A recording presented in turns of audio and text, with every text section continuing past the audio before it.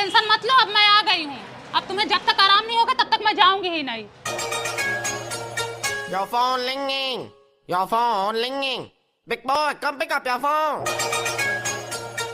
Why you no pick up your phone? आए है बहनी, पहली रोटी खा गए क्या तुम लोग? अरे पगलू, गौ माता के लिए रोटी होती है। हेलो, आराम से लो, आराम से, झपट्टा ना मारो। भाभी बोल रही थी 2 दिन से नहीं खाए हो, हमें तो लगता तुम लोग महीने से नहीं खाए हो। दीदी दोबारा आटा गूंथ रही हो क्या?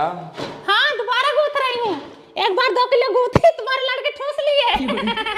दोबारा गूंथ रही हूँ। भाभी लो खाना खाओ। हाँ।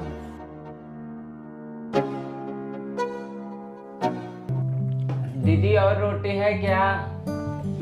खा लो। दीदी एक रोटी और है क्या?